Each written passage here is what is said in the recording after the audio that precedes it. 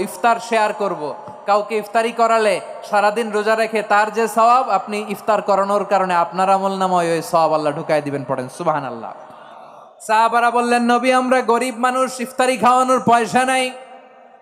আল্লাহর হাবিব বললেন, ওয়ালাউ বিমাজকাতি লাবান, এক ঢোক দুধ, ওয়ালাউ বিতামরা, একটাও খেজুর, ওয়ালাউ বিশারবাতি মা, এক ঢোক পানি খাইয়েও যদি কারো রোজা ভাঙাও, তারপরে ওই সওয়াব তোমার আমলনামায় দিবে কে?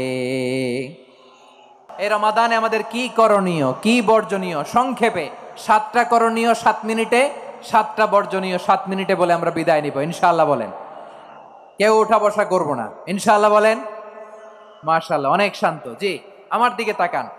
রমাদানে, আসন্ন রমাদানে আমাদের 7টি করণীয়। 1 নাম্বার করণীয়, এই রমাদানকে আপনি কোরআনময় করে তুলুন। কোরআনময় করে তুলুন 2025-এর রমাদান। এই হচ্ছে আজকের প্রোগ্রামের স্লোগান। জোরে বলেন